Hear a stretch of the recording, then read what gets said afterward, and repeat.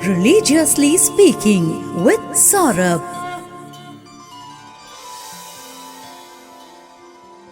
नमस्ते, मेरा नाम सौरभ शुक्ल है। रिलीजियसली स्पीकिंग विद सौरभ के पिछले एपिसोड्स में आपने माता सती की कहानी सुनी। उनसे जुड़ी 51 शक्तिपीठों की कहानियां भी आपको सुनाई।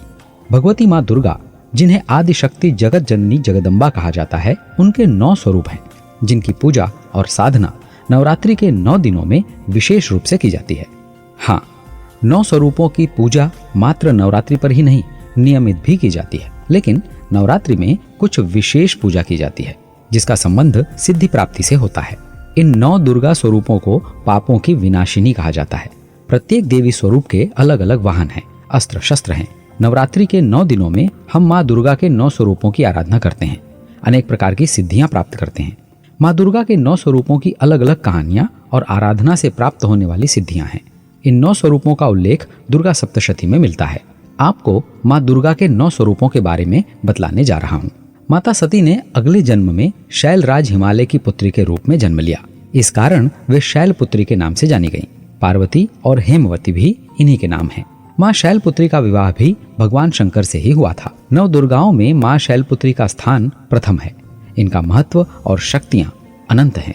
वृष की सवारी करने वाली माँ शैलपुत्री के दाहिने हाथ में त्रिशूल और बाएं हाथ में कमल पुष्प सुशोभित होता है। माँ दुर्गा अपने दूसरे स्वरूप में माँ ब्रह्मचारिणी के रूप में पूजित हैं।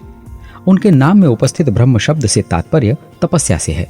अपने पूर्व जन्म में जब वे पर्वतराज हिमालय के घर पुत्री रूप में उत्पन्न हुई थीं, तब नारद जी के उपदेश से उन्होंने भगवान शंकर को पति रूप में प्राप्त करने के लिए अत्यंत कठिन तपस्या की थी। इसी अत्यंत कठिन तपस्या के कारण उन्हें तपश्चारिणी अर्थात ब्रह्मचारिणी नाम से संबोधित किया जाने लगा।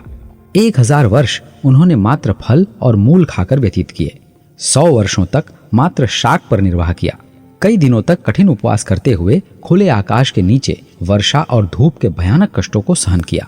इस कठिन तपस्या के बाद 3000 वर्षों तक केवल भूमि पर टूटकर गिरे हुए बेलपत्रों को खाकर निरंतर भगवान शिव की आराधना में लीन रहीं। इसके बाद उन्होंने सूखे बेलपत्रों को खाना भी छोड़ दिया।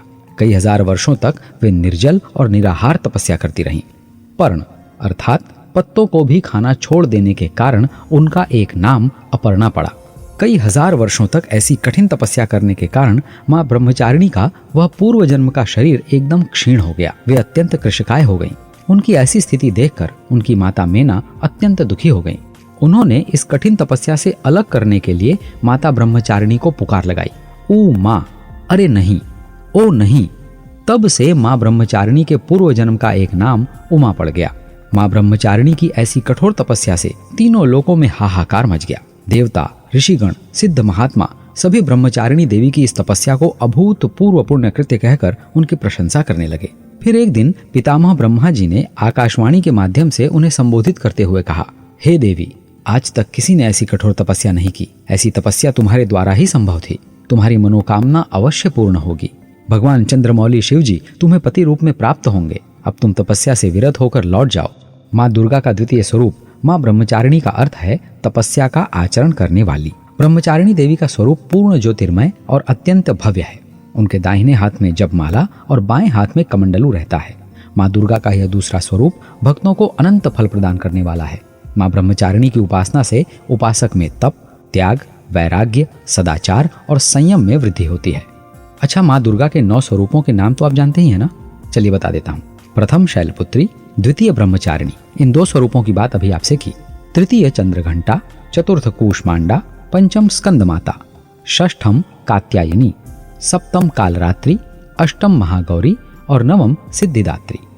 माँ दुर्गा अपने तृतीय स्वरूप में चंद्रघंटा के नाम से पूजित हैं। इनके मस्तक में घंटे के आकार का अर्धचंद्र है।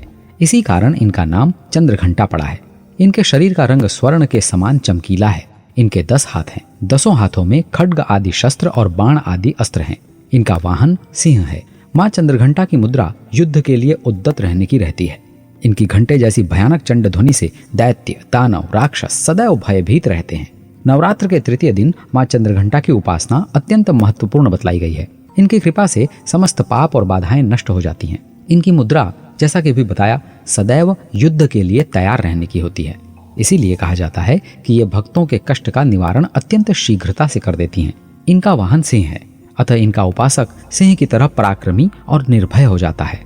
दुष्टों का दमन और विनाश करने के लिए सदैव तत्पर रहने वाली माता चंद्रघंटा का स्वरूप दर्शक और आराधक के लिए अत्यंत सौम्य और शांति से परिपूर्ण रहता है। माँ चंद्रघंटा की कृपा से साधक को अलौकिक वस्तुओं के दर्शन होते हैं। उसके मुख, नेत्र और संपूर्ण काया में कांति गुण की वृद्धि होती है। स्वर में दिव्य अलौकिक माधुर्य का समावेश होता है। माँ दुर्गा के 9 स्वरूपों में से 3 स्वरूपों की बातें आपसे इस एपिसोड में की। अगले स्वरूप की बात रिलीजियसली स्पीकिंग विद सौरभ के अगले एपिसोड में। मेरा नाम सौरभ शुक्ल है। जयराम जी की। Religiously Speaking with Saurabh.